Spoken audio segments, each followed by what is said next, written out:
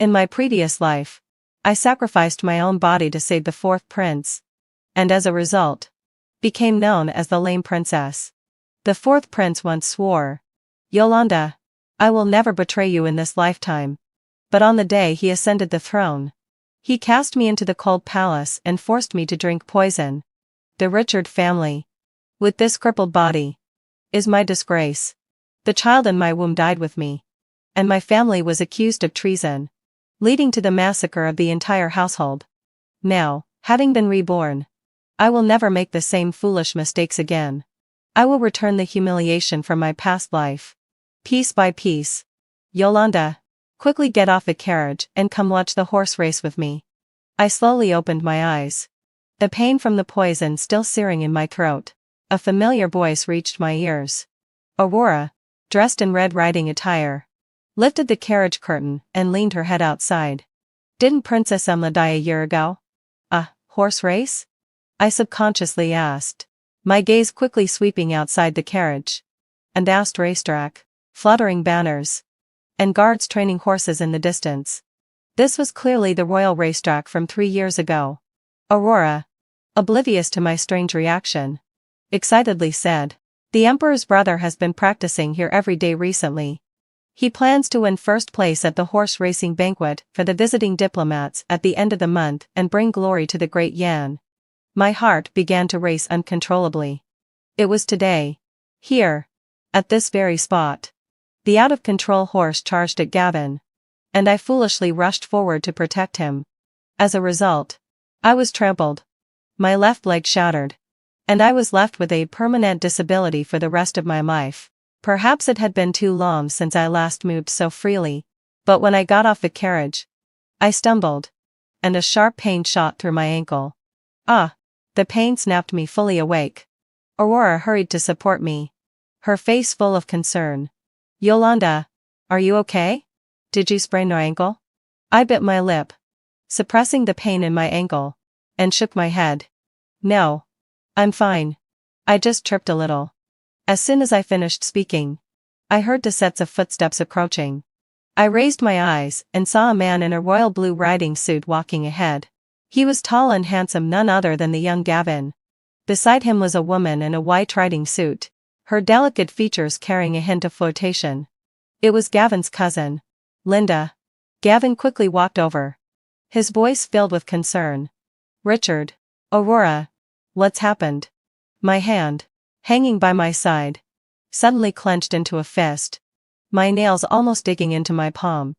The cold, indifferent gaze he had when he ordered the poison to be forced down my throat in my previous life appeared clearly before my eyes.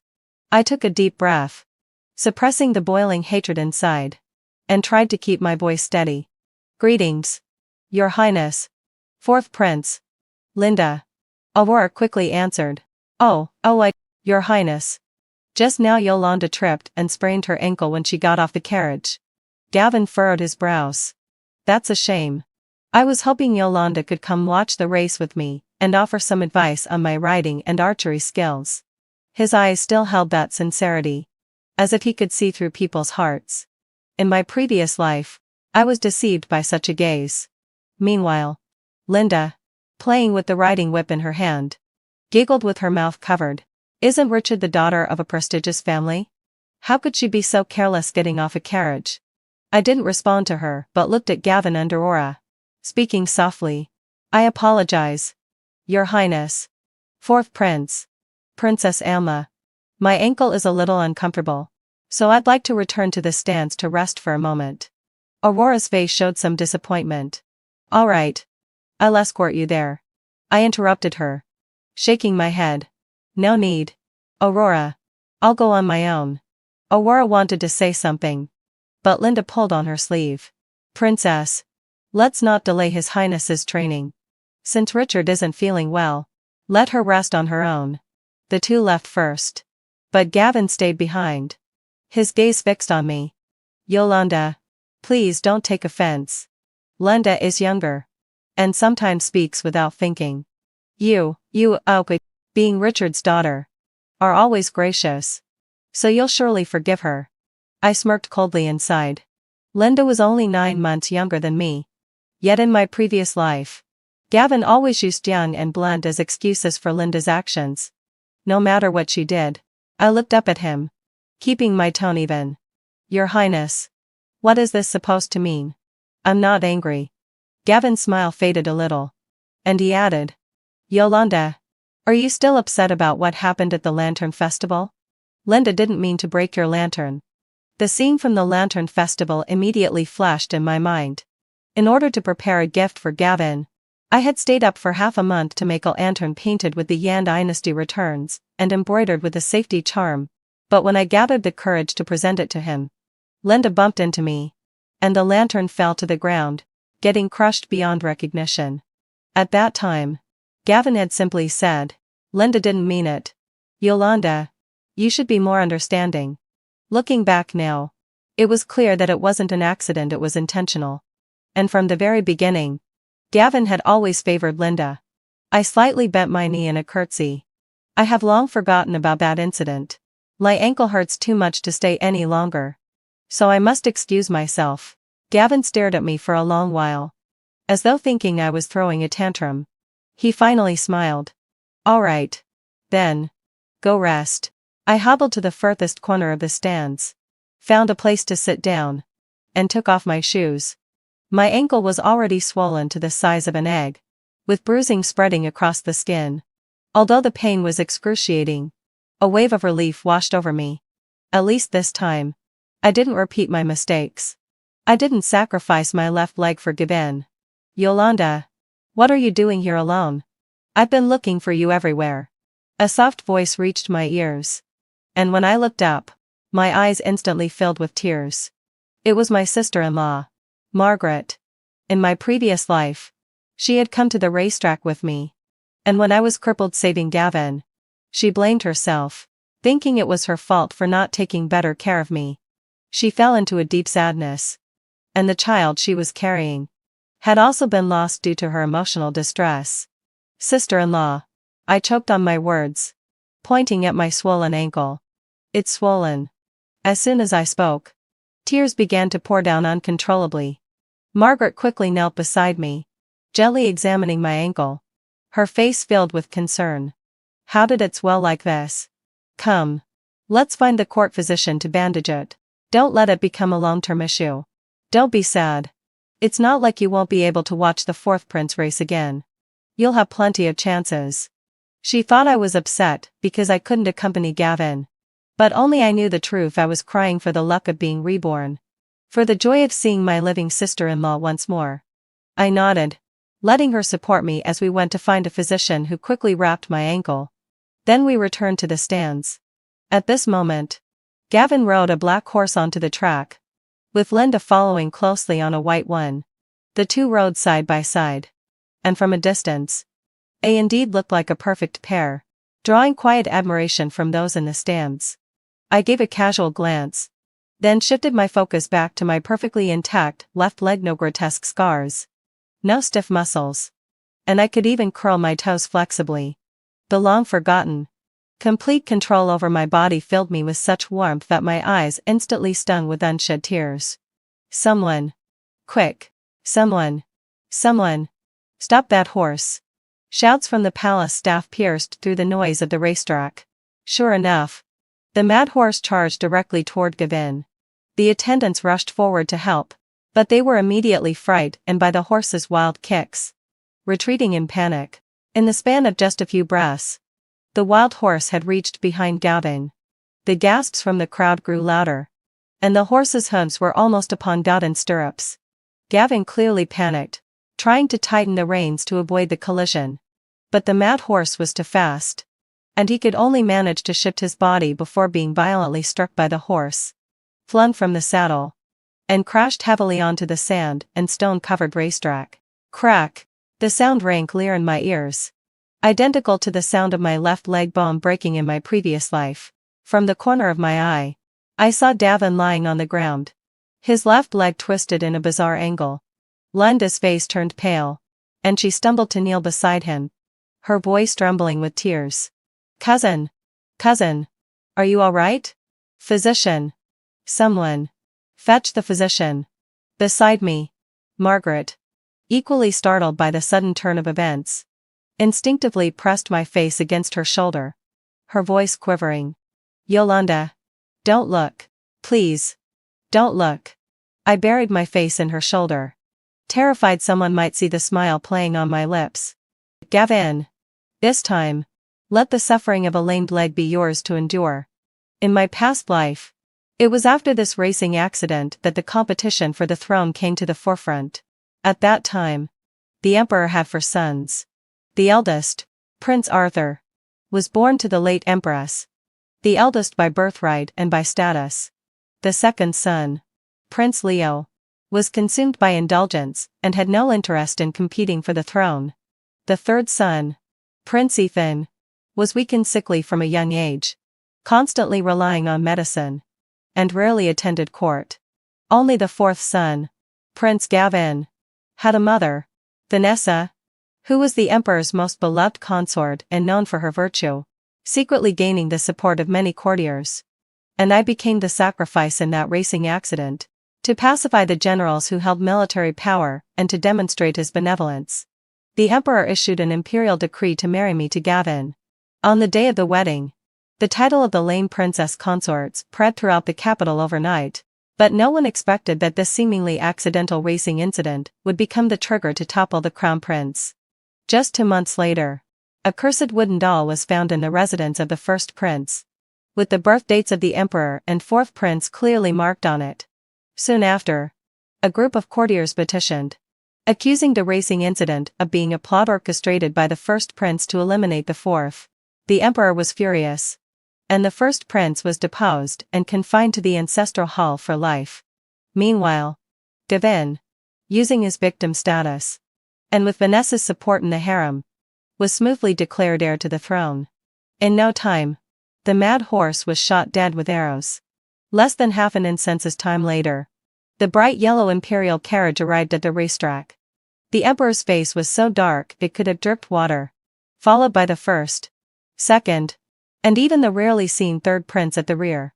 Their gazes fell on Gavin in the center of the track, filled with gravity. Seeing this, the palace staff and guards instantly knelt, holding their breath. Vanessa staggered to the stretcher's side. Gavin! My Gavin! How could this happen? What is going on here? She suddenly raised her head as if remembering something. Her voice sharp. Where is Miss Yolanda? Where is Yolanda? Isn't she usually by Gavin's side? Why is she nowhere to be seen today? Seeing only Linda, Aurora, and the surrounding guards near Gavin, Vanessa lost all control, pointing at the attendants and shouting, "You useless fools! If anything happens to the fourth prince today, I'll have you all executed." Several physicians arrived hastily, and an elderly one knelt in the sand, trembling as he unbuttoned Gavin's pant leg. When he saw the visibly deformed bones and the blood oozing from his knee, his face darkened. The bone is severely shattered, and he's losing too much blood. He must be taken back to the palace immediately for treatment, or it's unlikely he'll survive. Unlikely to survive? The emperor swept his gaze over the remaining princes, finally landing on the first prince. His voice cold as ice. Immediately investigate the mad horse incident. I want to see who is so bold as to tamper with the royal racetrack. The first prince bowed and replied steadily, "I obey the order." To uncover whether the mad horse was controlled by someone, the guards began questioning and searching everyone present. By the time everything was settled, the sky had already darkened. Upon returning to the Richard family estate, the gates were wide open, and my mother was anxiously waiting at the stairs. When she saw us get out of the carriage, she quickly stepped forward, grabbed my hand, and looked me up and down. "Yolanda, you're finally back. Are you all right? Did you get hurt?" Even my normally imposing father, Richard, walked out of the hall. "Glad you're back safely." I shook my head, whispering, "I'm fine. But the fourth prince, he was injured by the mad horse." My mother sighed with relief and patted her chest. "It's good that you're fine. Good that you're fine. Thank goodness it wasn't you." "That's not what we should say." My father's tone was serious. "The fourth prince is still a royal relative. This incident won't be easily forgiven by the royal family." I knew well that my father had always been loyal to the royal family. maintaining a neutral stance and never involving himself in the prince's struggles. But in my previous life, it was because I was so determined to marry Gavin that he had to secretly support the fourth prince's ascension, ultimately leading to our family's downfall. Taking a deep breath, I looked up at my father. Father, I have something to tell you. About me and the fourth prince. He paused for a moment, then nodded. All right. Let's talk in the study. Once inside, before my father even sat down, I knelt straight on the floor, looking up at him with determination. Father, I will not marry the fourth prince. Gavin. In my previous life, my brother tragically fell into an ambush by the enemy while fighting against the Xiongnu and died on the battlefield. Our father, overwhelmed by grief and weakened by illness, lost to cities due to the defeat. When Gavin ascended the throne, however, he turned around and falsely accused the Yolanda family of treason. The so-called evidence was a painting titled Map of Mountains and Rivers, which Gavin himself had given to my father many years ago. At first glance, it seemed like a tribute to the mountains and rivers of the Great Yan, but in reality, it subtly hinted at the instability of the country. Years earlier, a former crown prince had suddenly died, allowing the current emperor to rise to the throne, making the painting highly sensitive. When combined with the Yolanda family's performance on the battlefield, Gavin used these 2 points to pin the accusation of treason on our family, leaving us with no way to defend ourselves. My father, clearly stunned, looked at me and said, Yolanda, what is this? Though your engagement to the fourth prince has not been officially formalized, who in the capital doesn't know of your mutual affection? Why the sudden change of heart? I knelt on the ground, unwilling to rise, and said firmly, Father, I know this sounds absurd, but please believe me. Gavin is not a good man.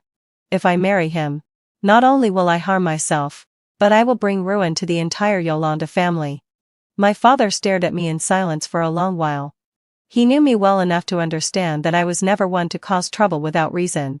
Finally, having fulfilled he extended his hand to help me up. All right. I believe you. Since you do not wish to marry him, I will call off the engagement on your behalf. Back in my room, I sat on the bed, staring at the bandages wrapped around my ankle. It suddenly struck me that my foot could not heal so quickly. The next day, having fulfilled my session, just as the sun rose, Anessa summoned me to the palace. These incompetent doctors. A bunch of useless fools. They can't even save a prince. What use are they? Before I even reached the palace gate, I heard Vanessa's voice, strained with tears. Linda spoke softly to comfort her. Aunt, don't worry. Cousin will be fine. I pushed open the palace door carefully. Inside, the air was thick with calming incense. Yet the smell of medicine and death lingered. Anessa sat on the soft couch in the main hall, her eyes red and swollen, her hair disheveled clearly. She hadn't slept the entire night. I cautiously walked into the hall and knelt, lowering my head. Your Majesty, Yolanda greets you. Richard is here. Anessa's gaze fell on my leg. I heard you were supposed to race horses with Gavin yesterday? I knew at once that it was Linda who had mentioned this in front of her. I answered respectfully, having fulfilled my obsession. Your Majesty, I indeed had an appointment with His Highness the Fourth Prince to race horses yesterday, but I accidentally twisted my ankle just before the race and could not attend. Aurora quickly chimed in. Yes, Gavin so selved my ancestor. Mother, Yolanda was in too much pain to even stand. She couldn't possibly accompany His Highness. Vanessa nodded, but her gaze remained fixed on my leg. Since it's a sprained ankle, you should have someone take a good look at it, to avoid any lasting damage. She signaled to a maid beside her. The maid stepped forward and, without asking, pressed me down onto a nearby chair and attempted to lift my skirt. Beneath the skirt, my ankle, which had been merely red and swollen before, was now even more swollen, with the bandages soaked through with yellowing medicinal stains. Clearly much worse than yesterday. Aurora gasped in shock. Yolanda, how did your ankle become so much worse overnight? Before I could speak, my maid Jade, who had entered with me, immediately knelt and replied, in response to the princess. Our Lady learned of the fourth prince's injury last night and stayed up all night copying Buddhist scriptures to pray for his recovery. I believe she didn't take the time to properly rest. She then took out a bundle of embroidered scriptures wrapped in satin, and offered them with both hands. The maid received them and presented them to Vanessa. Vanessa opened the scriptures, her eyes softening as she read the neatly written characters. The ink darkened even, showing that the work had been done with care. Her previously tense expression eased slightly. Yolanda's family is truly thoughtful. I only wish for the fourth prince to recover safely, I said. But Vanessa suddenly changed her tone. Yolanda, if you had been by Gavin's side yesterday, this wouldn't have happened. Aurora cried out. Mother! What are you saying? Vanessa ignored her daughter, rising from her seat and walking toward me. I have always regarded you as my own daughter. You know Gavin's feelings for you. Now that Gavin lies there, unconscious, would you be willing to stay by his side while he recovers? My eyelids fluttered slightly. In my previous life, she had said the same things. I treat you like my own daughter. And I would never despise your injured leg. But after I married the fourth prince and failed to conceive within a year, she immediately used the heirs are important as an excuse to bring Linda into the palace as a concubine. She even privately told the servants. How could my grandson have a crippled mother? As I pondered how to politely refuse, a voice suddenly called out from outside the hall. The emperor has arrived. Vanessa instantly switched to a pitiable, fragile expression and quickly went to greet him. The emperor entered with a dark expression, seeing the people kneeling on the ground, and furrowed his brows. What is going on here? Vanessa, crying like a flower in the rain, exclaimed. Your Majesty. You finally arrived. Gavin is still unconscious. The doctors say. They say his leg might. The emperor patted her back, his tone carrying an almost imperceptible annoyance. Do not worry, my love. The imperial physicians have already said that Gavin's bones are badly injured, but with proper rest, he will surely recover. Gavin lay there, his face pale as paper, his lips cracked and dry, his once strong body now sinking into the soft quilt, looking unusually frail, his breathing weak. I bowed again. Your Majesty. Yolanda greets you. Hearing of the fourth prince's injury, I have been uneasy and stayed up all night to copy Buddhist scriptures, hoping for a swift recovery. The emperor turned his head. Yolanda's family is indeed thoughtful. Richard has raised such a devoted daughter. A rare thing. At these words, Vanessa suddenly looked up, her tear-streaked eyes full of emotion as she gazed at the emperor. Your Majesty, look at how sincerely Yolanda's family cares for the fourth prince. Now that Gavin is so gravely injured, he needs someone to care for him. Why not grant these two children a marriage? I glanced sideways at Linda, who was wiping Gavin's sweat. I saw her hand tighten around the handkerchief, her lips turning white, and her eyes filled with reluctance and jealousy. My love, be careful with your words. Before Vanessa could finish, the emperor cut her off with a cold expression. Gavin is still sick. Do not mention marriage again. Vanessa was taken aback, clearly surprised by the emperor's direct refusal. What she didn't know was that in my previous life, the emperor had agreed to the marriage for two reasons. First, because I had been crippled saving Gavin, and he feared Yolanda's family might grow dissatisfied. Second, because my father held military power and guarded the border, and the emperor needed the marriage to appease the military generals. But this time, things were different. Now, it was Gavin who was disabled, not me. It took me a long while to find an opportunity to leave Vanessa's palace. I felt a wave of exhaustion wash over me. The emperor had always favored Vanessa, although he had rejected her words today. If she continued to press him, would he eventually relent? And how could my father refuse an imperial marriage decree? I walked aimlessly, heading to Feldlandsai, eventually finding myself in the imperial garden. Not far away, a palace stood with peeling vermilion paint and overgrown weeds, a cold palace. The place where Gavin and I had first met. 10 years ago, I had grown up in the northern desert with my father and mother. Later, fearing I would struggle to find a suitable match there, my father sent me back to the capital. However, the noble women in the capital found me crude and constantly ostracized me. At one court banquet, several noble women and deliberately composed poems mocking me. Unable to bear it, yet not wanting to embarrass my father, I hid behind a rockery and cried quietly. It was then that a gentle voice came from behind the rockery. He said, "Everyone is unique. Richard. I think you are perfect just as you are." When I looked up, I saw only his back, clad in a robe embroidered with a dragon pattern, standing tall and dignified. At that time, I had not encountered many members of the royal family, but I knew that anyone who could wear a dragon-embroidered robe must be a prince. Later, I returned to the banquet, only to realize that the only grown princes present were the first prince and the fourth prince. The first prince had always been imposing, not the kind of person who would speak such gentle words. Naturally, I assumed that the one who had comforted me was Gavin. From then on, my heart quietly became entangled with him. I did everything for him. But in the end, it all led to the destruction of my family. I couldn't help but give a bitter smile at the thought. "Don't move." A clear and pleasant voice suddenly rang out from behind, and I instinctively stopped in my tracks. I turned to see the third prince, Ethan, standing not far away. Dressed in a plain brocade robe, though his face was a bit pale, he had the soft, jade-like demeanor that made him seem as if he were carved from stone. "Your Highness." "The third prince? What is it?" Ethan walked over slowly, his gaze falling on my feet. "Richard, there's a little bird at your feet. If you step forward, you might hurt it." I looked down and saw a young sparrow, still with feathers not fully grown, trembling in the crack of the bricks. My face instantly flushed, and I quickly stepped back. "I'm sorry. I didn't notice." Ethan smiled softly, his tone calm. "No harm done." With that, he reached out and grasped a nearby tree trunk, gently climbing up to a low branch.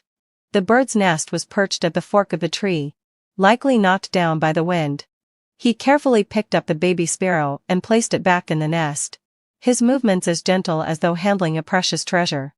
The third prince, Ethan, had always kept a low profile in court, never participating in the struggles among the princes. He spent most of his time either reading at home or recovering in a country estate, rarely seen by others. In my previous life, I was so focused on Gavin that I never truly noticed Ethan. "Richard's foot is injured?" Ethan descended from the tree, his gaze falling on the bandaged ankle, his tone tinged with concern. I nodded.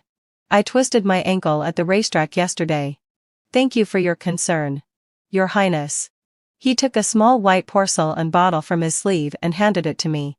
"This is a special blood-circulating ointment made in the palace. It works well for sprains. If you don't mind, you can use it." I quickly accepted it, kneeling slightly in thanks. "Thank you, Your Highness. I am deeply grateful." I held the ointment Ethan had given me, and suddenly, a name flashed through my mind: Merlin. In my previous life, there was a Taoist named Merlin. He had been recommended to the royal family, claiming to possess a magical medicine that could make my broken leg stand again. At that time, desperate and grasping at straws, I nearly believed his lies. But before I could use the medicine, I heard that Merlin had offended the third prince, Ethan, and soon disappeared without a trace. Later, I learned, though indirectly, that the magical medicine which seemed to heal injuries was actually filled with poison. The poison relied on feeding on human blood, initially making it seem as if the leg was healing. But within a month, the poison would begin to gnaw at the bones, eventually consuming the entire leg, leaving the victim in a far worse state than if they had been lame. I vaguely remembered that Merlin had stayed at a small inn next to Jing'an Temple, waiting for those desperate for divine help or medical remedies to fall into his trap. In the next few days, I quietly stayed in the estate, chatting with my mother to pass the time while also keeping an eye on news from the palace. Sure enough, just 3 days later, news arrived: Gavin's leg injury, after several days of consultation with the imperial physicians, showed no signs of improvement. Some physicians even hinted that there was a risk of him becoming permanently lame. The emperor, greatly worried, had already begun secretly seeking out folk doctors, hoping to find a remedy to heal the fourth prince's injury. "Did you hear?" The fourth prince is said to have offered a large sum of money for a cure. He hasn't been able to get out of bed for half a month. That's right. I heard from my cousin that the emperor has decreed that anyone who can heal the fourth prince's injury will not only be given a high office but also rewarded with 10,000 gold. That day, I wore a faded, rough cloth outfit, intentionally hunched my back, and smeared some soot on my face, pretending to be a shabby peddler. I headed to a small inn by Jing'an Temple. Sitting at a corner table, my maid Jade also covered her head with a scarf, pretending to be a middle-aged laundry woman, and we played our roles in sync. But what's this mysterious illness?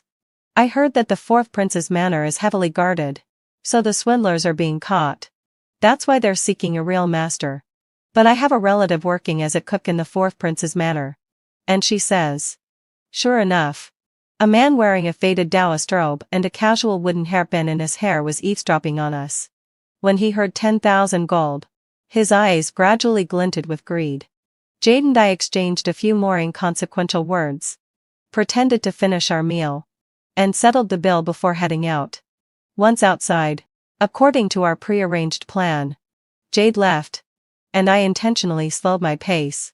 As expected, after a few steps, hurried footsteps followed me. A hand suddenly grabbed my arm and yanked me into a nearby, narrow alley. Merlin, his voice anxious, asked. Good sir. Wait. What you said in the inn, is it true? The fourth prince is really offering a large sum to heal his light? Can you tell me more about his injury?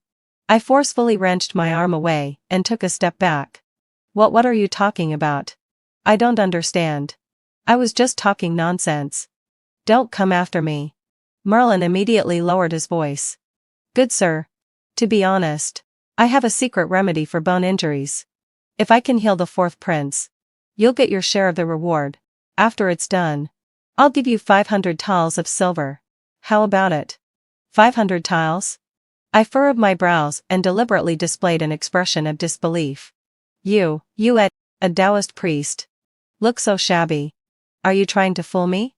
And besides, why should I trust you with something so important? Merlin, flustered, having fulfilled my insured, raised the stakes. The 1,000 tiles. I'll give you 1,000 tiles. That should be enough. Right? All I need is for you to tell me about the fourth prince's situation and help me make a connection. The money will be yours. I pretended to hesitate for a moment, then gritted my teeth. Fine. But I won't tell you for free. You must pay a deposit now 100 tiles. Otherwise, I'll just share this information with someone else. And you'll never get your hands on the gold you're hoping for. Merlin immediately pulled out a heavy pouch of coins and shoved it into my hand. Here. Exactly 100 tiles. Take it. Now, can you tell me? I weighed the pouch, confirming its heft, and whispered to him. The fourth prince has a leg injury, and they say he may end up with a limp. But if you want to see him, you'll need to get in touch with someone close to Vanessa. She's the one most eager to get him healed. Merlin thanked me repeatedly, then hurried off down the alley, clearly intent on finding a way to reach someone in Vanessa's circle. I watched his retreating figure until it disappeared at the end of the alley, a smile curling at the corners of my mouth. I tucked the pouch of money away and turned to leave through a different route to return home. But just after taking a few steps, I suddenly froze. A figure had appeared, standing silently ahead of me, a white robe accentuating a tall, upright posture. His eyes were deep and unreadable. It was none other than Prince Ethan, the third prince. How long had he been here? How much had he overheard? If he exposed what had just happened between Merlin and me, the trap I'd carefully laid would most certainly fall apart. I forced down the rising panic and deliberately made my voice rough, adopting a bullying tone as I shouted, "Move aside. Who's blocking the way?" But Ethan didn't budge. He simply stood there, gazing at me quietly. "Richard, what are you doing here?" "Richard? I'm a man. The scent of your medicinal ointment, I would never mistake it." Reluctantly, I bent my knees and performed a proper bow. "I, Yolanda, greet His Royal Highness, the third prince." Ethan's voice remained calm and indifferent. "Richard, what an interesting choice of activities. Rather than recovering at the general's residence, You've come to a guest house on the outskirts of the city to deal with wandering Taoists. His eyes briefly flickered toward my leg. I felt a sudden pang of guilt. I forced myself to calm down, lowering my gaze. I don't understand what the prince means. Oh? Ethan raised an eyebrow. His tone tinged with amusement. I knew that continuing to deny would only make me seem more ridiculous. So I decided to be straightforward. Straightening my back, I spoke earnestly. Since the prince has already seen through it, I won't hide it any longer. I have a transaction I wish to discuss with your highness. Ethan gave a slight nod and gestured for me to continue. Please. Richard. Do speak. I ask his highness to promptly remind the crown prince to be cautious of those in the palace. Especially those related to the fourth prince's household. The third prince, having lost his mother at a young age, was raised by the crown prince's mother, and had always maintained a close brotherly relationship with the crown prince. In my past life, it was precisely because of this bond that when the crown prince was deposed, Ethan also found himself entangled in the affair. This was a gamble on my part. He was betting on Ethan's loyalty to his brother. After a long pause, Ethan's expression became more serious. The hour is late, and it's unsafe for a woman like you to be here alone. You should return to your residence. I felt a wave of relief. This meant he had agreed to make the trade. Back at the Richard family residence, I handed over the 100 taels deposit Merle had given me to Jade and carefully instructed her. Keep a close watch on the fourth prince's residence and Vanessa's palace. Any developments, having fulfilled my psi, no matter how small, must be reported to me immediately. Jade nodded. Yes, miss. A few days later, rumors began to spread throughout the capital that a Taoist priest had been frequently visiting the fourth prince's residence, claiming, the fourth prince is favored by the heavens, and no matter the calamity, he will turn misfortune into fortune. Soon after, news spread that fourth prince Gavin's injuries have healed. It was said that Gavin could not only get out of bed, but had even personally gone to pay respects to the emperor. Although his steps were slow, there was no obvious limp. The emperor was overjoyed upon hearing the news, rewarding the fourth prince's household with rare medicinal herbs and specially praising Vanessa for her excellent care. Vanessa, looking radiant, began planning a grand banquet at the fourth prince's residence, inviting the ladies of the noble families throughout the capital. At the Richard family home, my sister-in-law, Margaret, gently rubbed her still flat belly, looking at me with confusion. Why would Vanessa choose to hold a banquet now? The fourth prince has just begun to recover. Shouldn't he be focusing on his rest? I replied. It's probably to prove something for the fourth prince.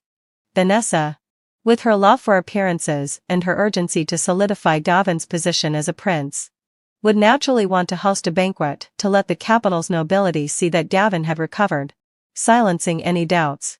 I added, this banquet may not be simple. You're expecting, so it's best you stay home and rest. Mother and I will go with Jade. Sister-in-law nodded. All right. Yolanda, be careful when you go. On the day of the banquet, I accompanied my mother in a carriage to the fourth prince's residence. The banquet hadn't officially started yet, but the courtyard was already full of guests. Vanessa sat in the main pavilion, dressed in an extravagant palace gown embroidered with peonies, chatting and laughing with several noble women, her face beaming with pride. She looked entirely different from the anxious woman I had seen only a few days before. I found a quiet corner and absnessed and sipped my wine. Vanessa's maternal family had once been merchants, and though she had been favored by the emperor due to her beauty, she had always been looked down upon by the noble women in the harem. As a result, Vanessa was strict with Gavin and Aurora, always striving to maintain the upper hand.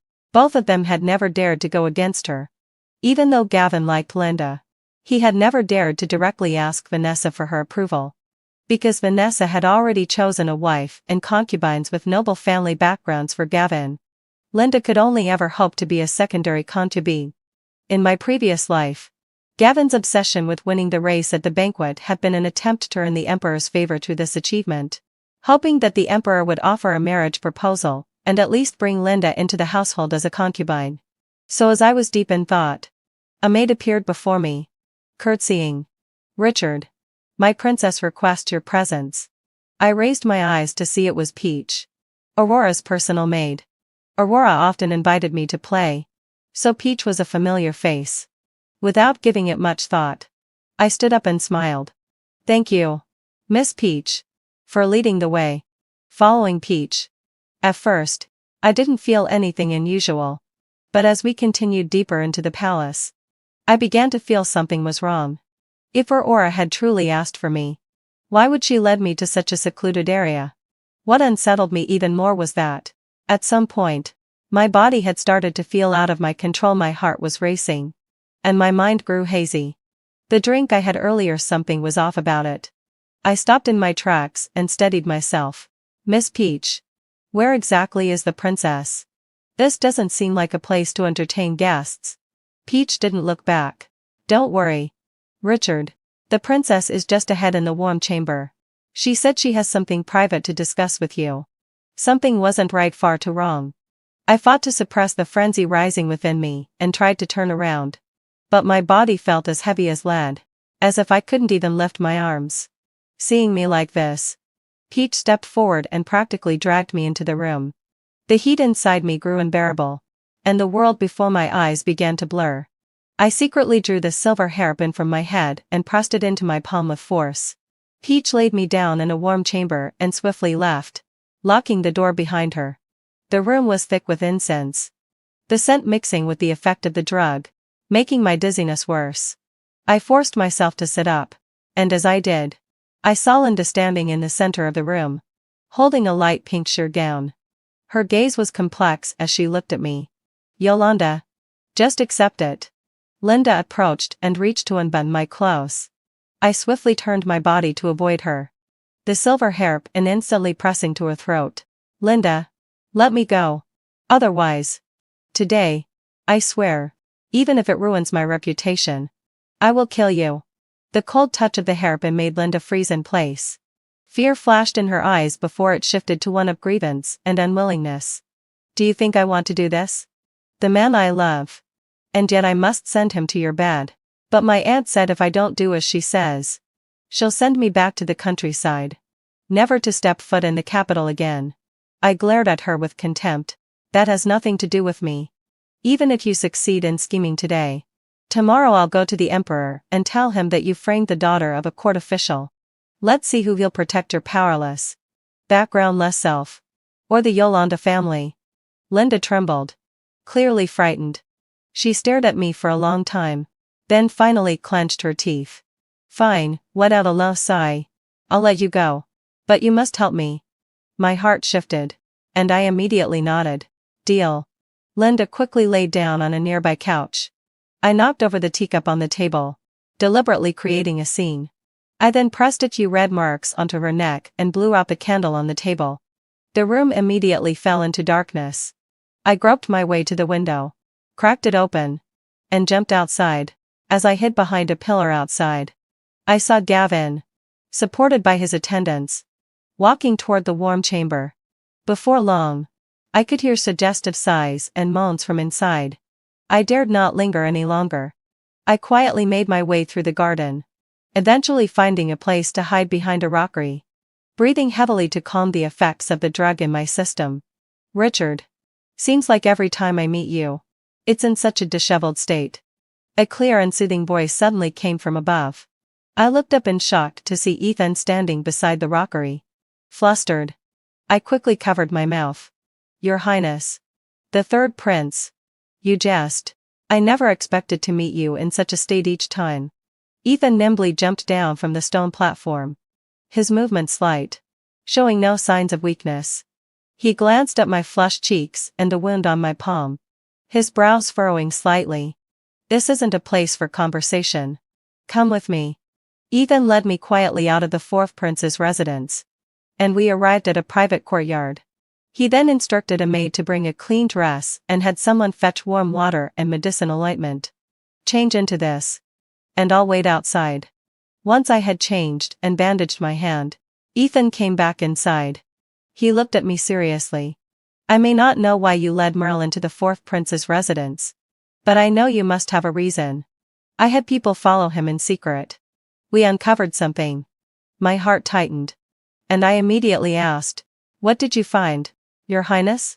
"Someone saw a eunuch from Vanessa's palace visiting the stables at the racetrack." "What?" I looked up, my heart racing. In my previous life, I had always assumed the incident with the mad horse was an accident. But now, perhaps Vanessa had orchestrated it all. "What happened to the eunuch?" 3 days ago. His body was found in the well in the Imperial Garden." I slumped into the chair, my heart sinking. Ethan observed me quietly, then spoke softly. "Don't be too discouraged. At least now we know the mad horse incident wasn't an accident. Now, we have more chances to deal with Vanessa and the fourth prince." Ethan sent word to my family, telling them that I had suddenly fallen ill at the banquet and had been sent home to rest, so my mother wouldn't worry. That evening, I saw my mother return, her face pale. She said, "Vanessa brought people into the warm chamber and caught the fourth prince and Linda red-handed." She looked at me with an expression of concern. "Yolanda." Me Yolanda. Father had also suspected it was a setup for me and closed his eyes. "My daughter. Rest assured. Even if I have to sacrifice my life, I won't let you marry the fourth prince." The next day, Linda was made a concubine and brought into the fourth prince's residence. Later that afternoon, Aurora came to the Richard family home, crying, "Yolanda, I'm so sorry. What happened yesterday was my fault. My maid, Peach, was threatened by my mother's people. And that's why she deceived you into going to the warm chamber. I really didn't know my mother was planning that kind of thing." Seeing her apologetic and helpless face, I felt a little conflicted. In my previous life, Aurora had been weak, caught between me, Vanessa, and Gavin, unable to make a decision. "Aurora, I know you're innocent. I'm not angry with you." Aurora paused in surprise, seemingly not expecting me to forgive her so easily. "But have you ever thought about it? What if, yesterday, the person being targeted wasn't me, but another noblewoman whom the emperor favored?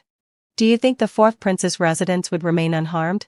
Aurora's face turned pale, and her body trembled slightly. I had thought Gavin would lie low for a few days, but not long after. He secretly sent someone to summon me to meet him at a tavern. I hesitated for a moment but decided to go. As I entered the private room, Gavin saw me and Haven saw me and, looking pale, began to explain. "Yolanda, you finally come. Everything that happened yesterday was orchestrated by my mother. I had no knowledge of it." I gave a small curtsy, my tone neutral. "Your Highness. The fourth prince. I don't understand what you're saying. Linda is gentle and virtuous. You and she are a perfect match. Now that you've taken her as a concubine, it's a good thing. My heart belongs to you." Gavin stepped forward, his voice full of determination. "Yolanda, wait for me. At the end of the month, at the horse race banquet, I'll definitely come first. After that, I'll ask Father to grant our marriage and make you my official wife." I clenched my fist, trying not to show any reaction. I gently pulled my hand away from his. "Your Highness. You must not. Your leg injury has only just healed. It takes 100 days for bones and tendons to fully recover. How can you go to the race now? What if you hurt your leg again?" In my previous life, after 3 years of marriage, I understood Gavin all too well. On the surface, he was charming and noble. But in reality, he was sensitive, suspicious, and obsessed with his pride. The more I tried to convince him, the more he would feel that I was implying his leg wasn't fully healed and that I doubted his ability to win the race. It would only fuel his rebellious nature. Sure enough, as soon as I finished speaking, Gavin's face darkened. "Are you doubting me? Doubting that my leg is not fully healed? I dare not." I quickly lowered my head, my voice stained with a hint of grievance. "I only want the best for your Highness. Please listen to my advice and don't go to the horse race this time. Rest and recover. Your health is more important than anything." "Enough," he snapped. "I don't need your advice. Whether my leg is healed or not, I know it better than anyone." He took a deep breath, his expression hardening. His gaze locked onto me. "I will show everyone that Gavin is perfectly fine." Seeing the obsession in his eyes, I sneered inwardly. I spoke softly. I look forward to hearing good news from your highness. But please take care of your health and don't push yourself too hard. After our meeting, I heard that Gavin was spending every day at the racecourse. And Merlin was frequently seen at the fourth prince's residence. Soon, let out a low sigh. It was the day of the visiting envoy. During the banquet, the leader of the envoy from the Moon Kingdom stood up and smiled at the emperor. The talents of the great Jing are impressive, both in civil and military affairs. However, my country, the Moon Kingdom, has always revered horsemanship and archery. We brought several warriors skilled in combat, and we'd like to know if it would be possible for them to compete with your royal princes, so that we may witness the martial prowess of great Jing. The crown prince stood up. It is indeed a wonderful thing to engage in such a contest with visiting envoys. I am willing to take part and uphold the honor of great Jing's royal family. Before the emperor could respond, Gavin suddenly stood up as well, his voice ringing out. Father, my leg is fully healed. I am willing to personally compete with the warriors from the Moon Kingdom. I won't let great Jing lose face. And I won't trouble my elder brother. He spoke with such confidence, as if victory was already assured. Vanessa, seated nearby, immediately smiled and echoed, Your Majesty, what Gavin says is absolutely correct. His leg is no longer a problem, and his riding skills are among the best in the royal family. He will surely win and bring glory to great Jing. Mother and son sang in unison, completely ignoring the crown prince, Arthur, who had initially offered to compete. They left him standing to the side, without the slightest consideration. I sat in the ladies' section, and my gaze accidentally met that of Prince Ethan's. We quickly looked away. Ethan nodded at me in acknowledgement. The emperor said, Very well. I permit you to compete. But remember, not only should you display great Jing's strength, but also be mindful to avoid damaging the relations between the two countries. Gavin, thrilled, immediately bowed and accepted the decree. He shot a smug glance in my direction. At first, Gavin was able to keep up with the warriors from the Moon Kingdom. Thanks to his familiarity with the track and the horses, he gradually gained the upper hand. But just as Gavin was about to cross the finish line, and everyone in the hall believed he was about to win, Gavin, who had been in the lead, suddenly tilted to one side and fell straight off his horse, crashing heavily onto the grass. Fourth Prince. My heavens! Gasps of shock rang out from the spectators, and palace servants rushed toward the racecourse. Vanessa, unable to sit still, immediately lost her composure. Her smile vanished in an instant. She stumbled down from the stands. Gavin! Your leg! How is your leg? Quickly, hadn't fulfilled my obsession. Call for the imperial physician. Hurry! The Moon Kingdom warrior on the opposite side was also flustered. He jumped off his horse and stood by helplessly, repeatedly apologizing. I didn't touch him. I really didn't. The emperor instructed. It's fine. It's just an accident during the competition. No need to panic. Although he said this, his face was grim. He turned to the eunuchs and ordered, Lift the fourth prince and take him for treatment. Do not disturb the envoy's mood. Seeing Gavin struggling on the ground in front of everyone, I couldn't help but smile inwardly. Gavin, this is what it feels like to fall from the clouds to the ground.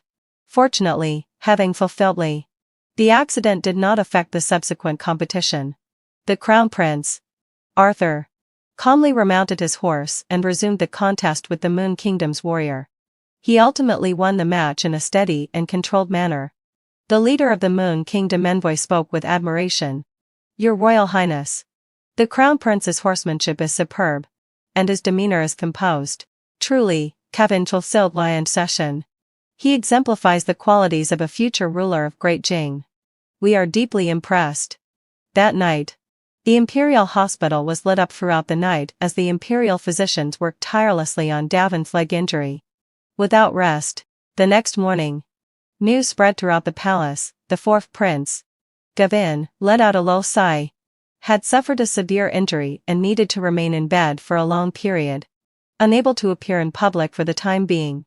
It was also said that Vanessa completely lost control in the palace, throwing everything in sight.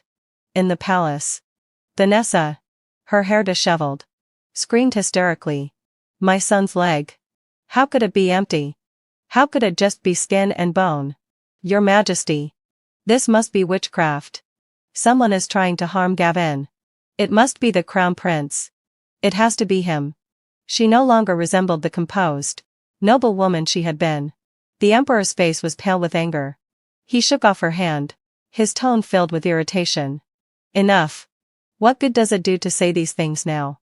Send someone to capture that Merlin. Whether alive or dead, we need to find him. At the center of the room, several imperial physicians were still kneeling by the bed. The head physician, his hands trembling, spoke with a note of fear in his voice. Your Majesty, the poison in the fourth prince's leg has spread to his knee. If we don't amputate his left leg soon, the poison could travel through his blood and endanger his life. If we amputate, he will need crutches. But at least his life will be saved.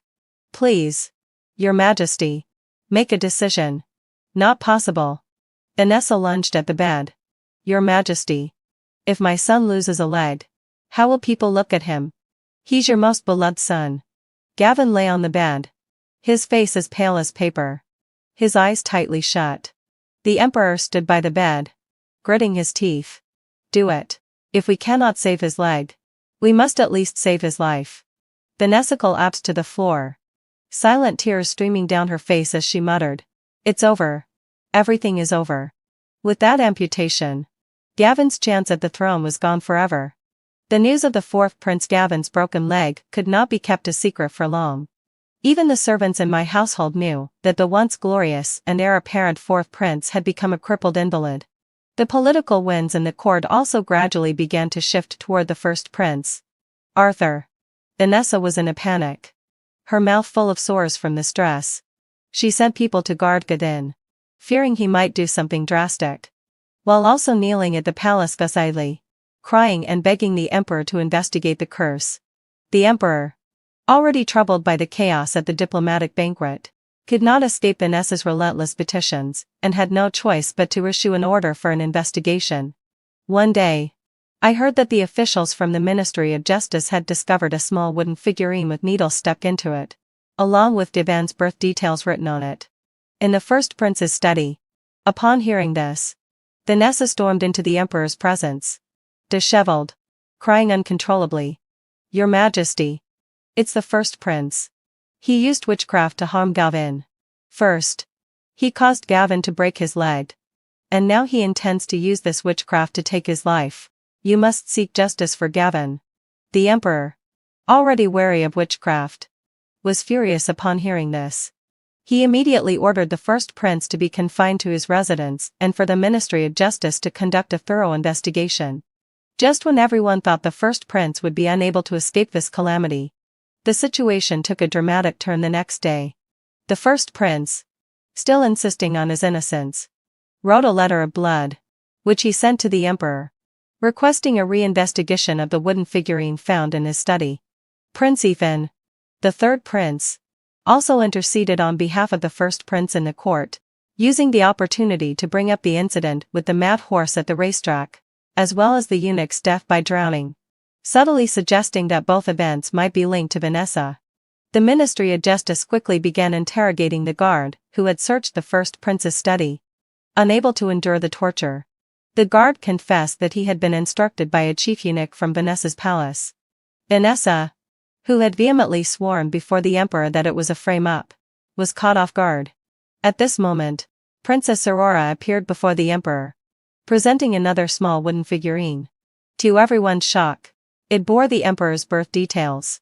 Aurora tearfully explained, I found this by accident in my mother's vanity box. She went on to reveal that Vanessa had been cursing the wooden figurine every day, wishing for the Emperor's early death so that Gavin could ascend the throne sooner. It seemed Aurora, pushed to the brink, had chosen to do the right thing, even at the expense of betraying her own mother. Vanessa was immediately confined to the cold palace. Meanwhile, Gavin, who had once been favored by the Emperor and allowed to recuperate in his residence, began to lose his sanity.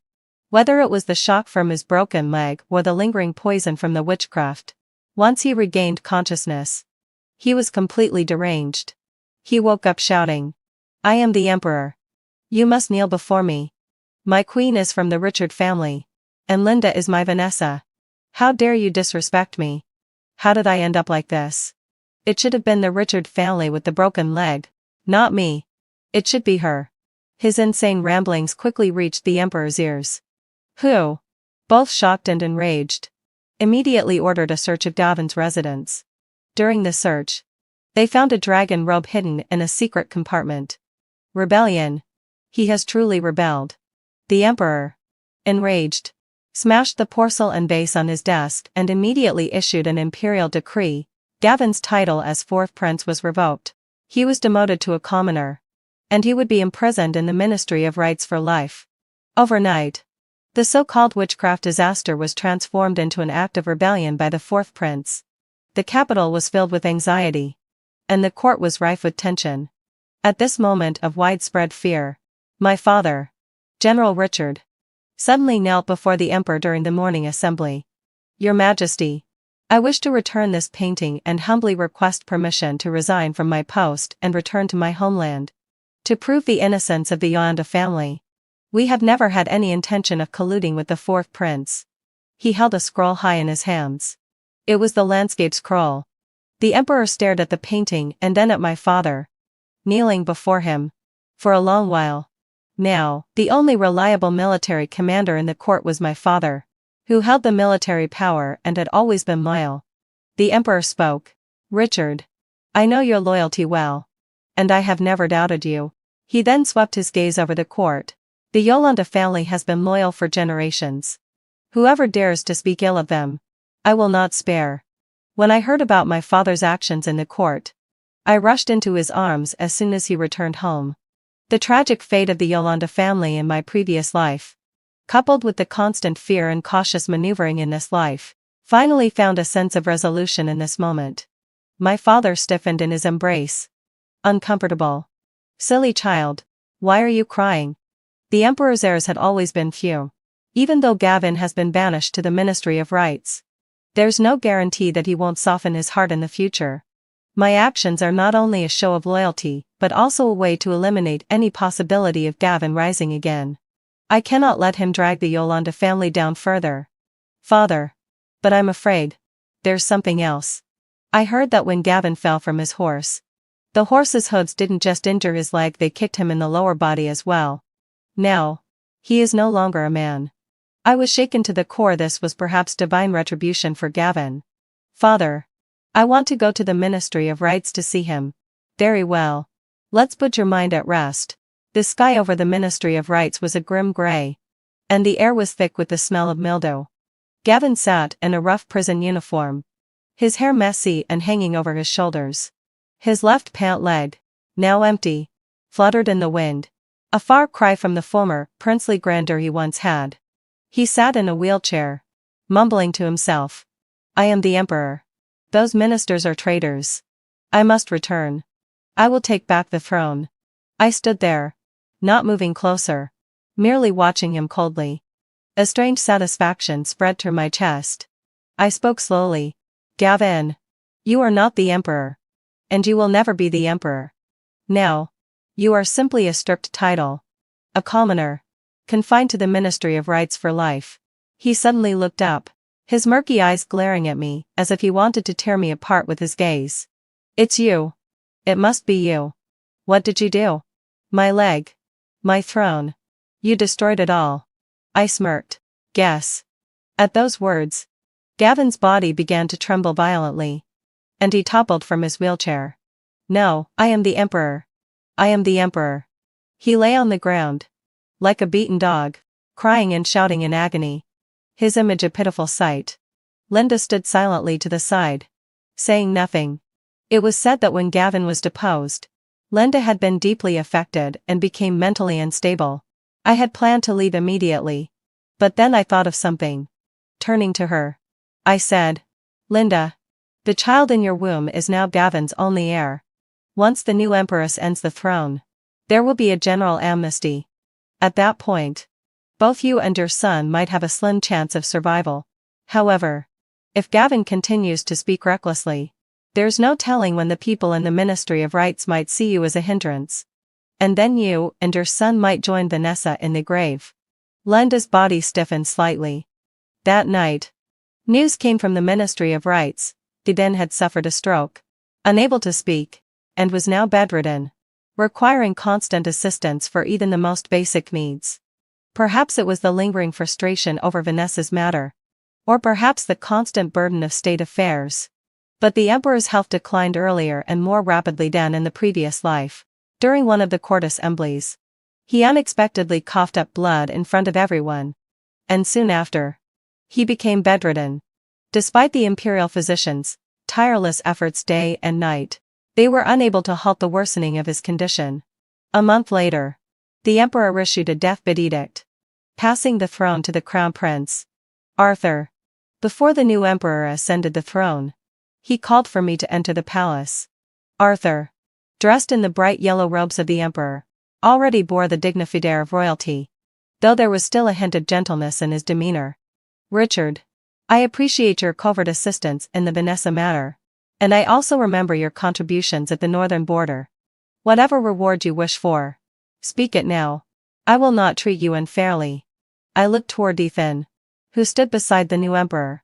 He gave me an encouraging look. From our time together, I had long suspected that the one who had comforted me behind the artificial mountain years ago was Ethan. I took a deep breath, lifted my head, and looked directly into the new emperor's eyes. Thank you, Your Majesty, for your kind. I grew up in the northern border with my father and am familiar with the customs of the frontier. I wish to become a female general and defend the border, safeguarding the lands of the Jing dynasty. The new emperor paused for a moment, then let out a hearty laugh. Good. As expected from the daughter of the national general. You have courage. I promise you. Once I officially ascend the throne, I will issue a decree to appoint you as General Ming Liai, and have you serve alongside Richard at the northern border. I knelt and bowed, unable to hide my excitement. Thank you, Your Majesty. I will not fail your trust, nor the people of the Jing dynasty. As I left the palace gates, Ethan walked beside me. He looked at me, his eyes full of warmth and a hint of amusement. Then I must congratulate Richard in advance. I smiled slightly and casually replied. Too kind. Too kind. Ethan. When I reach the northern border, would you like to come as well? The climate up north isn't so bad, really. Ethan looked at me, his gaze both gentle and serious. He gave a small nod. All right. And in the second month after I married my childhood sweetheart, my twin sister, who had been in a coma due to a car accident, woke up. That day, my childhood sweetheart sat in the study for an entire day, staring at my sister's photo. Upon waking and learning that he had married me, my sister silently wept for a whole day. Caught in the middle, I became the biggest obstacle between them. Everyone pressured me to divorce my childhood sweetheart and return him to my sister. But that was when I found out I was pregnant. My sister was heartbroken and, despite objections, married far away. A year later, she died in childbirth on the hospital bed, blamed by the entire family. I was in a daze and fell into a river. As my childhood sweetheart looked at me with hatred, he told me to die with my sister. But at the moment I was about to die, he grabbed my hand and desperately pulled me up. He said he didn't actually hate me, just couldn't accept the fact that my sister was gone. He also said that if there was an afterlife, he hoped I would never marry him. I closed my eyes in pain, and when I opened them again, I was back to the day when my parents forced me to marry my childhood sweetheart in my sister's place. Father Snow, look how beautiful this wedding dress is. If Snow hadn't had the accident, she would have worn this dress and married Cloud as she wished, my mother said, touching the custom-made wedding dress in front of her. Her eyes were red, and her voice choked up. My father sighed upon hearing this. I'm also heartbroken about Snow. But don't say such things again. Yuna will marry Cloud in a few days. If you talk too much, Yuna will be upset. He meant to tell my mother to stop speaking recklessly, but she wouldn't listen. She cried and accused my father. Do you not know the truth just because outsiders don't? Yuna is a jinx. Snow's accident is her fault. She's never been as well behaved as Snow since childhood. Now she's jealous that Snow has a good marriage. Now that Snow is in the hospital, she's probably thrilled to marry Cloud. Standing outside the door and hearing these familiar words, I finally realized where I was. I had been reborn to this moment. In my past life, after my sister Snow became a vegetable in a car accident, my mother often cursed me as a jinx with red eyes. She said I was a bad seed in the womb, absorbing too much nutrition and making Snow weak and sickly from childhood. Just as Snow was about to marry her beloved, I cursed her and stole her future husband. Even though I explained over and over that I had no intention of marrying Cloud, she didn't believe me. She warned me not to approach Cloud and spent every day hoping Snow would wake up and marry him. But Snow remained in a coma for 2 months with no sign of waking up. Eventually, even the doctor said the hope of her waking was very slim. When my mother heard this, she collapsed and threw a teacup at my head, screaming, "Why is your sister lying here instead of you?" In her anger, she even rushed forward to slap me. At the critical moment, my father suddenly reached out to stop her. Just as I felt surprised, I heard my father say in a deep voice, "The wedding is approaching. Snow has had an accident. If you injure Yuna, who will marry into their family?" My heart instantly turned cold, and my throat filled with bitterness. It was rare for him to help me. Yet it was only because I had value. I opened my mouth to refuse. But my mother had already started arguing with my father in disbelief over his words. They quarreled fiercely. And by the end, my mother gritted her teeth and agreed with my father's idea. Neither of them asked if I was willing to marry Cloud in Snow's place. The day the wedding dress arrived, my mother still stubbornly cursed me. Looking at the door in front of me, I reached out and pushed it open without hesitation. "I've said before, I don't like Cloud. You're the ones forcing me to marry him instead of my sister," I said flatly. My mother was stunned for a moment, then stood up in anger. "Forcing you? Don't flatter yourself. Yuna, if you hadn't cursed your sister into the hospital, you'd never have this opportunity." My father disapproved of my mother's harsh words, but he was even more unhappy with my attitude. He frowned and looked at me reproachfully. "Yuna, there's no instead about it. The marriage agreement between our family and Cloud's was made long ago. Both you and your sister have the obligation to fulfill it." As I expected. In my past life, I clearly said I didn't like Cloud, but my mother wouldn't believe me. My father was afraid I'd refuse to marry and used the word obligation to pressure me. Growing up in a wealthy family, it's normal to fulfill obligations and marry for the family's benefit. The problem was my parents' favoritism towards Snow. Snow was raised in the palm of their hands. In their eyes, the hope of her waking up was too slim. That's why they decided to keep the marriage within the family and force it onto me. Not only was I forced to marry, but I also had to endure my mother's curses for marrying Cloud. When Snow finally woke up, my parents were overjoyed. Seeing Snow refuse to eat or drink and cry over my marriage to Cloud, they regretted their decision. Instead of making amends, they pressured me to divorce Cloud and return him to Snow. Later, when I found out I was pregnant and Cloud's parents told me to rest and focus on the baby, my mother privately confronted me and asked, "You knew your sister liked Cloud. Now that she's awake, why won't you abort the baby and return Cloud to her? You jinx. Do you want to see your sister suffer for the rest of her life?" At the time, I called my father in tears, asking him to reason with my mother. After all, they were the ones who forced me into this obligation. But my father was silent for 2 seconds on the phone, then sighed and said, "Yuna, just return Cloud to your sister. Your sister has been in poor health since childhood. It's rare for her to like someone. Can you really bear to see her cry every day?" My heart grew cold, and tears silently fell down my cheeks. Probably because I didn't respond. My father spoke again with impatience. "Yuna, your mother and I aren't taking sides with your sister. She's just suffered too much. After you abort the baby and divorce Cloud, I'll send you abroad to live the life you want. Okay?" When they needed me, they forbade me from going out and forced me to marry Cloud. Now that I had finally convinced myself to compromise, they wanted to send me away as soon as possible, offering me the life I wanted.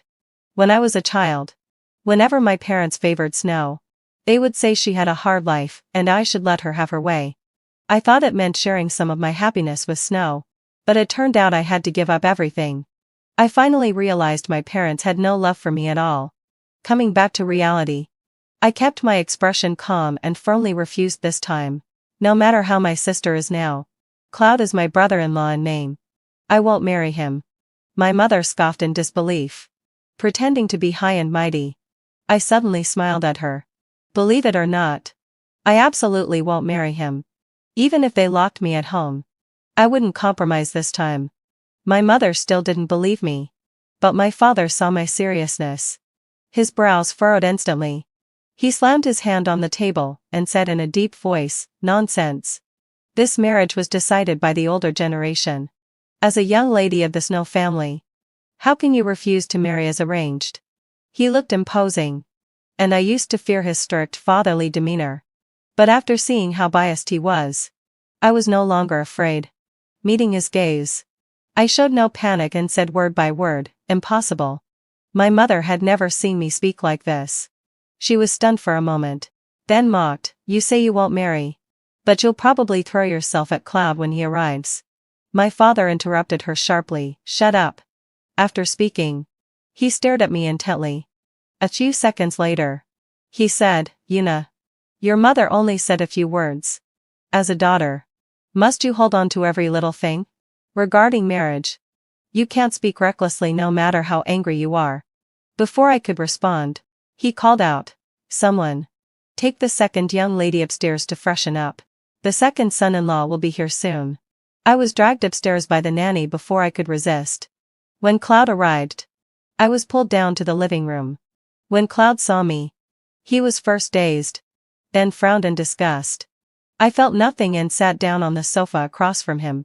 Snow and I are twins. But the only difference is that Snow has a tear mole under her eye, while I don't.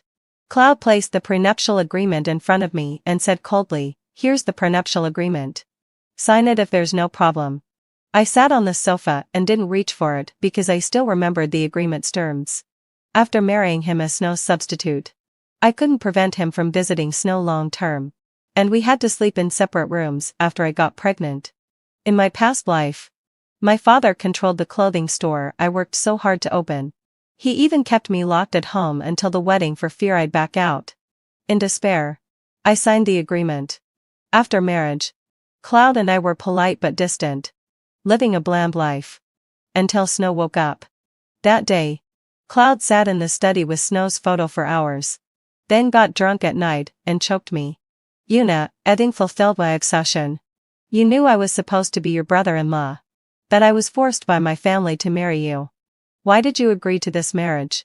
Do you know how heartbroken Snow was when she woke up in the hospital and heard we were married? I didn't understand why, even though I was forced to. Everyone blamed me after Snow woke up. My parents hid my pregnancy from Snow, trying to pressure me into divorce to make Snow happy. But the news leaked. Snow was devastated, married far away despite family objections, and died in childbirth a year later. My child was healthy and had a 100-day celebration, but my sister died along with her unborn child. My mother was convinced I had cursed Snow and broke into Cloud's home, crying that she wanted to kill me. My father seemed to age 10 years overnight, though he didn't shout at me like my mother. His eyes were filled with indescribable hatred whenever he looked at me. It was as if he were asking why my sister died instead of me. Blamed by the whole family, I was in a daze and fell into a river. When Cloud found me after handling my sister's funeral, he looked at me with red eyes and hatred, telling me to die with her. Our child was still young, yet he cursed me to die for Snow. In despair, I gave up struggling. But at the moment I was about to die, he grabbed my hand and pulled me up with all his might. With pain in his eyes, he told me he didn't hate me, just couldn't accept my sister's death. He also said that if there was an afterlife, he hoped I would never marry him. But in truth, he didn't need to tell me any of this. I also regret marrying him. Now that I have a second chance, I don't want to repeat the same mistakes. I'm happy to help fulfill his relationship with my sister. Cloud, take back the prenuptial agreement. I won't marry you, I said, looking up at him with a serious gaze. Cloud turned to me in surprise upon hearing this. Just 2 days ago, Snow's mother had tearfully told him that I'd always been jealous of my sister's good engagement and was secretly thrilled to marry him in her place. He'd thus developed a dislike for me. And even though he'd agreed to the marriage to comply with family wishes, he'd refused to be kind to me. But now, the situation seemed different from what Snow's mother had described. Before Cloud could respond, I continued, I know you're being forced by your family. Just like me. Although my sister is still in the hospital, there's a chance she could wake up. She definitely wouldn't want to find out you married me when she does. Cloud was silent for a moment, then lowered his eyes and said painfully, of course, I don't want Snow to be upset. But it's been 2 months. And she hasn't woken up. Even the doctors say her chances are slim. I can't keep holding out hope. He looked up at me and added, our families still need to collaborate in the future. So the engagement can't be cancelled. Even if we have to wait for Snow to wake up, we have to move forward. As he spoke, he pushed the prenuptial agreement closer to me. I frowned. Although Cloud didn't know Snow would wake up in 3 months, I instinctively felt disgusted. He'd initially compromised and agreed to marry me. But now that I'd clearly refused and offered him a chance to be with Snow, he was urging me to accept the marriage. This proved he hadn't allowed himself any room for regret. So why, 3 months later, would he blame all his mistakes on me? I looked at him with a cold tone. You're willing to move on from my sister. But I'm not willing to marry you because I don't like you at all. Cloud came from a good family and was handsome, which was why my mother had warned me to stay away from him. She'd feared I'd develop feelings for him. But the truth was I'd never liked him. Now that I'd seen his selfishness, I wanted nothing to do with him. Cloud, probably hearing such a decisive rejection for the first time, looked embarrassed. He said with a dark expression, in a family marriage, liking each other is secondary. Before I could mock him, my father's voice came from the staircase corner. Cloud is right. Family marriages are all about mutual benefit. My father's gaze turned to me, his eyes heavily warning. It was ironic that these two people who would later regret their choices were now forcing me to marry. Noticing my cold expression, Cloud even tried to reassure me, Yuna. After you marry me, you can keep running your clothing store and live the life you want. His words sounded generous. But they were all based on the premise that Snow wouldn't wake up. The moment Snow did, they'd regret it and reveal their selfishness. Disgusted, I frowned and stood up abruptly.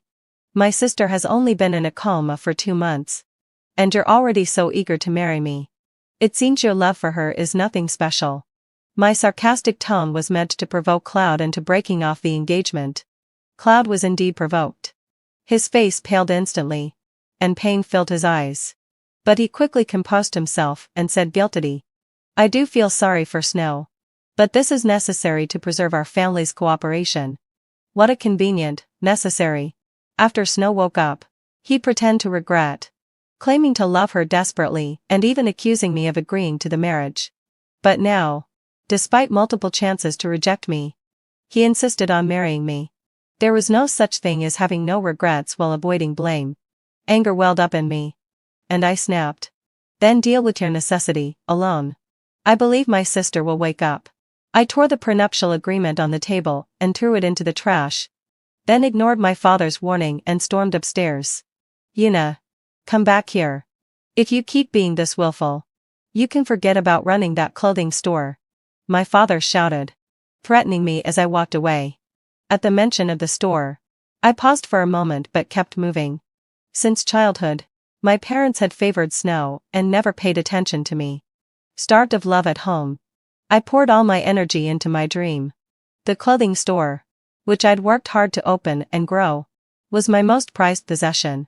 In my past life, I'd caved to the threat of losing it, only for my mother to shut it down anyway after I married Cloud, resentful that I'd married him at all. So this time, I'd made up my mind, whether I married or not, the store would be targeted, so I might as well let it go.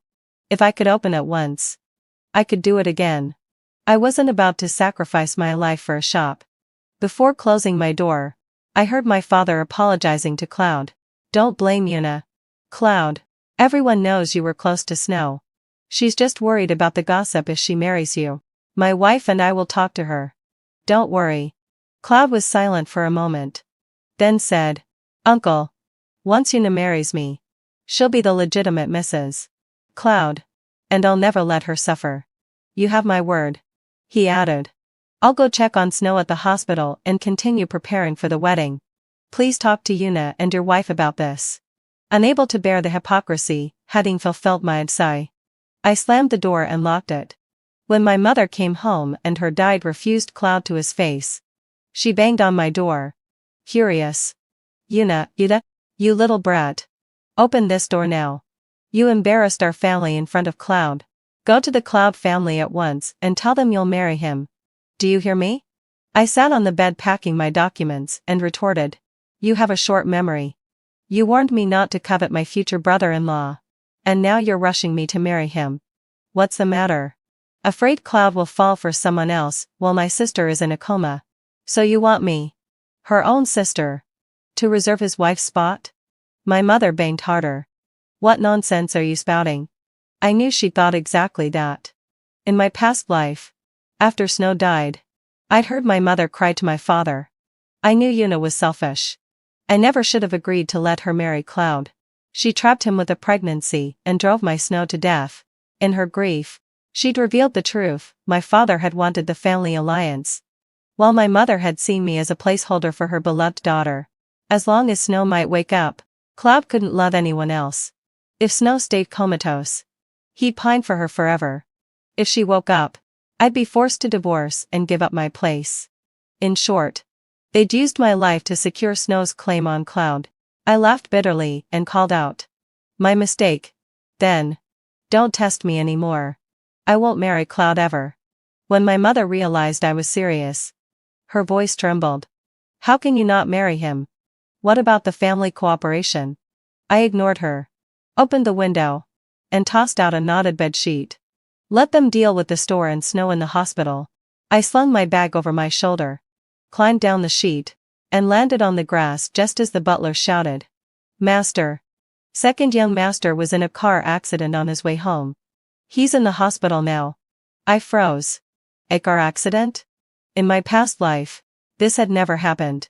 My parents rushed out and ordered the driver to take them to the hospital. Hiding behind a wall, I waited until they left, then fled the villa. Confused but desperate to escape, I bought a new phone, contacted friends for help, and rented an apartment. My visa was hidden, so I'd need to reapply first. I couldn't leave yet. After moving in, I finally relaxed. As I unpacked, a friend sent me a screenshot. "Yuna, is this true? Cloud just posted this on social media." I opened it and froze. Minutes earlier, Cloud had posted, "Rumors about my upcoming marriage to Yuna are false. My only fiancé has always been Snow.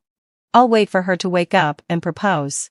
The sudden reversal from trying to convince me to marry him to distancing himself could mean only one thing: Cloud had been reborn too.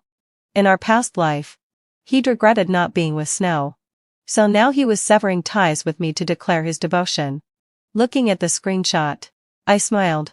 If Cloud was waiting for Snow, would my mother leave my store alone? When in danger, I'd been willing to sacrifice the store. But now that there was a chance to save it, I had to try. I quickly messaged Dee, my friend, thrilled that Cloud wanted to marry Snow. But my father wouldn't be so happy. He found my new number and called me. "Yuna, I don't care where you are right now, go to the hospital immediately and persuade Cloud to come back. Find a way to make him continue the marriage with you." I didn't expect it to be him on the phone. Before I could hang up, the caller changed. "Yuna, what's your problem?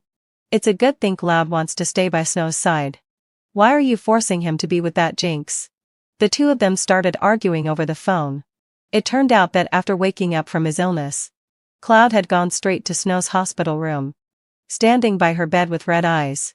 He then informed both families that he was postponing the wedding. He said he believed Snow would wake up soon. But my father and Cloud's parents thought he was crazy. In their eyes, when the doctor said there was little hope, it meant she was unlikely to wake up. Cloud's parents didn't go to the hospital immediately and persuade Cloud to come back. Find a way to make him continue the marriage with you. I didn't expect it to be him on the phone. Before I could hang up, the caller changed. "Yuna, what's your problem? It's a good thing Cloud wants to stay by Snow's side. Why are you forcing him to be with that jinx?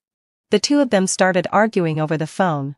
It turned out that after waking up from his illness, Cloud had gone straight to Snow's hospital room, standing by her bed with red eyes. He then informed both families that he was postponing the wedding. He said he believed Snow would wake up soon. But my father and Cloud's parents thought he was crazy. In their eyes, when the doctor said there was little hope, it meant she was unlikely to wake up. Cloud's parents didn't want their son to wait foolishly. They tried to persuade him earnestly to go home and rest for a few days, then marry me. But Cloud was unusually insistent, and no one could change his mind. My father feared this would affect the cooperation between the two families. So he urged me to go and persuade Cloud to return, to find a way to change his mind. Only my mother, who doted on her daughter, fully supported Cloud staying by Snow's side. The two disagreed and argued fiercely. I took pleasure in their dilemma and said, "It's a good thing my brother-in-law is willing to wait for my sister. You should be happy, father." My father shouted my name in anger. "Yuna, you ungrateful child. If there's nothing else, I'll hang up. You should stay in the hospital with my sister and brother-in-law." After speaking infuriately, I hung up and blocked his number. I didn't expect that after hanging up on my father, I would see Cloud's mother just minutes later. She scanned me up and down, then walked into the rental apartment with a cold, reluctant expression. "Dante, what brings you here today?" I asked as I sat back on the sofa.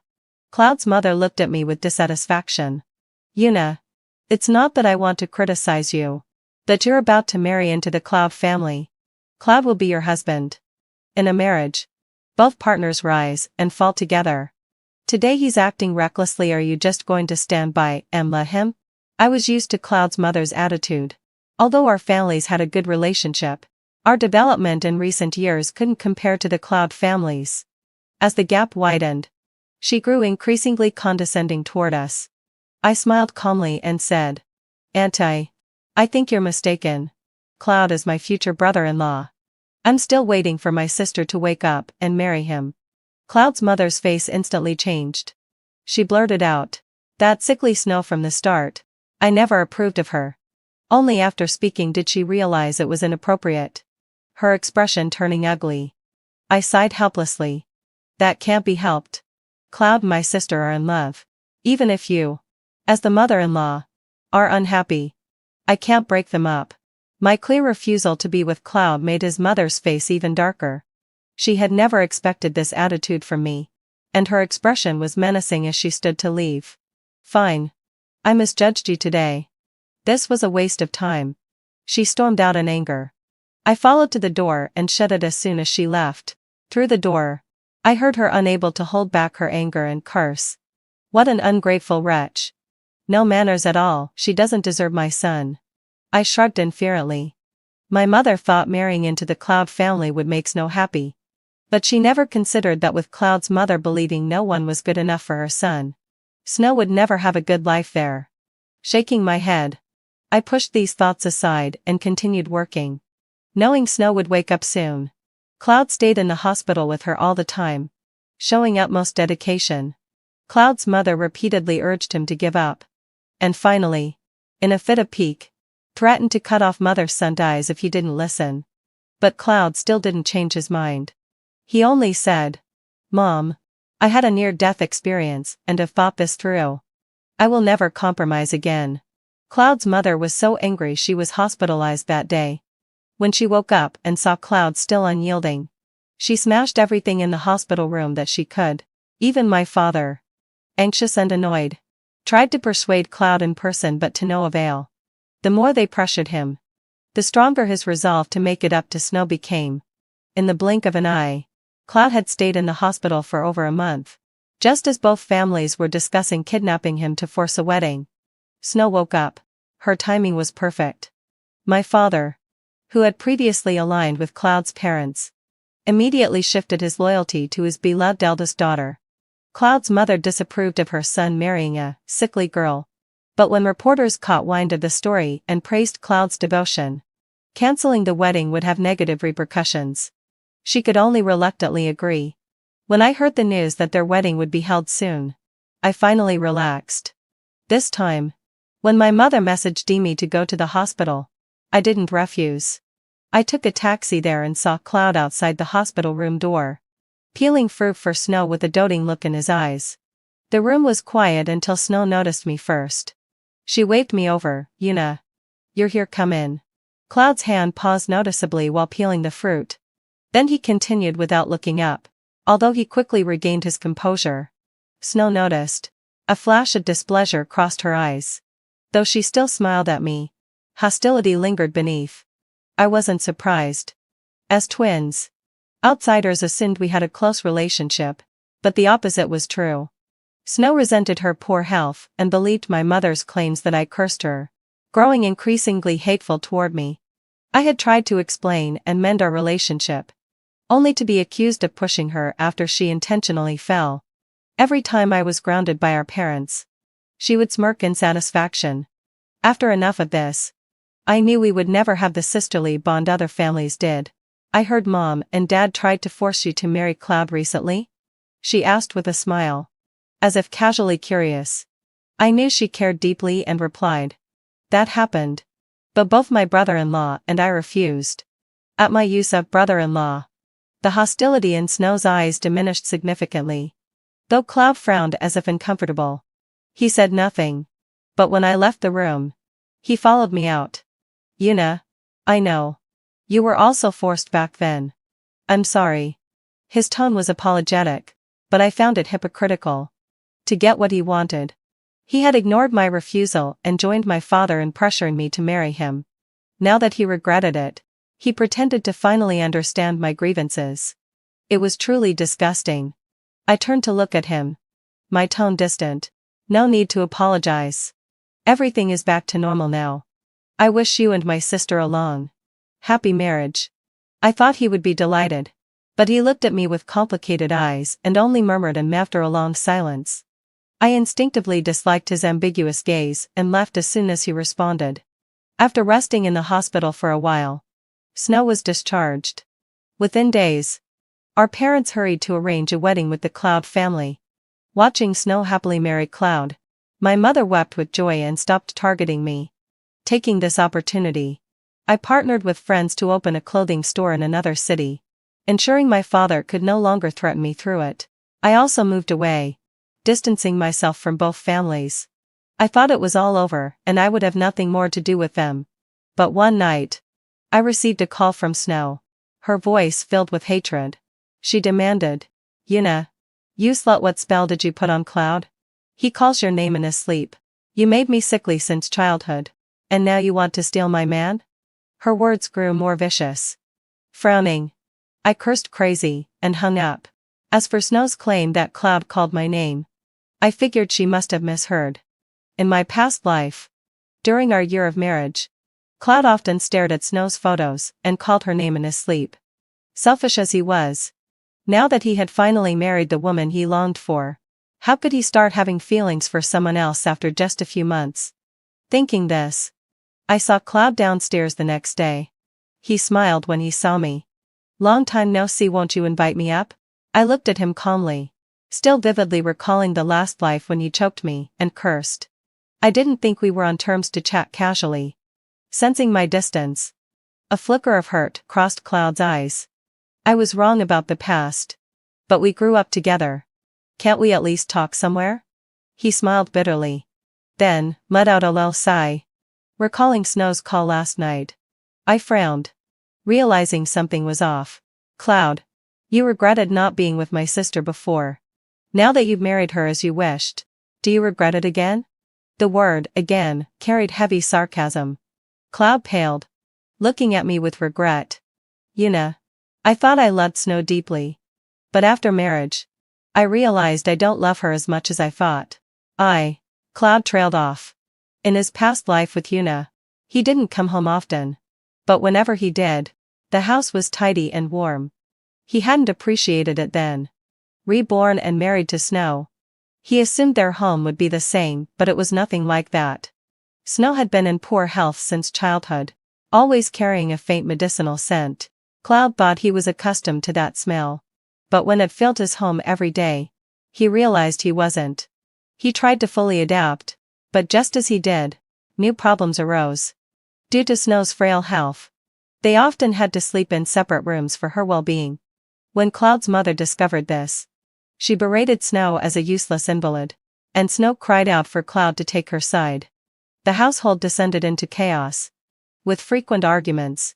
At first, Cloud tenderly defended Snow, but over time, watching her argue fiercely with his mother without yielding, he grew weary. He felt bored and lost, wondering why he had gone to such lengths to marry Snow. Last night, Snow accused him of calling Yuna's name in his sleep. Annoyed by her tantrum, Cloud simply drove out. Deep down, he knew he wasn't just frustrated with Snow, he genuinely missed the days when he was married to Yuna. Back then, the only thing that upset him about Yuna was Snow. Otherwise, life had been smooth. In hindsight, if Snow hadn't come between them, he might have slowly fallen in love with Yuna. After much hesitation, Cloud said, "Yuna, if I said I regret it," I interrupted him without hesitation. My tone cold, "Your regrets have nothing to do with me. Because I've never loved you. Not in my past life or now. Not at all." He had regretted marrying me instead of his sister. But now that he'd fulfilled his wish to be with her in this life, he regretted again. I found it ridiculous. I didn't care about his regrets. But for the sake of peace in the future, I needed to completely crush his hopes. My decisive words made Cloud even paler. Just then, my phone rang. I guessed who it might be and answered. As expected, my mother's voice erupted from the other end. "Yuna? You little slut. Did Cloud go to see you?" Her voice was filled with fury. And beneath it, I could hear Snow's mournful sobs. "Mom, Cloud doesn't love me anymore. I might as well be dead." As soon as Snow spoke, my mother's anger surged. "Yuna, make Cloud come back right now, or I'll disown you." Her voice was so loud that I held the phone away, deliberately calling out with a laugh, "Did you hear that? Brother-in-law? Your wife and mother-in-law are waiting for you to come home. Stop pestering me." I left no room for negotiation. When Cloud realized there was no hope, he left with a pale face. Shortly after he departed, my father called me from someone else's phone. Unlike my mother, he didn't shout. Instead of mentioning Snow's grievances or Cloud's faults, he said, "Our cooperation with the Cloud family has already begun.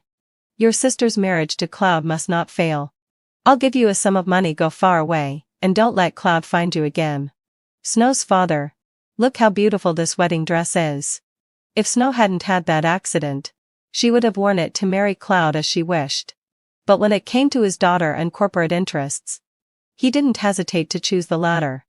Without hesitation, I agreed and moved to a place with better security. Free from constraints. My clothing store shut down and my past life thrived. Half a year later, I even opened a second branch. During rare moments of downtime, I heard news from friends about my family. Cloud had grown tired of Snow's constant crying and accusations, and had proposed divorce. But Snow refused. My mother, fiercely protective of her daughter, had stormed into the Cloud family, forcing Cloud to retract his words. Later, when Cloud's mother mocked Snow for being unable to bear children, Snow cried to my mother, who in turn exposed the unsavory ways Cloud's mother had married Cloud's father, humiliating her in social circles. The two families squabbled endlessly over Snow and Cloud, but remained tied by their cooperation, leading a strained coexistence. I had no comment on this. After hearing the news, I pushed it aside and focused on preparing for my new branch. A second chance at life is rare no matter what happens to others. At least I'll cherish my own. The end.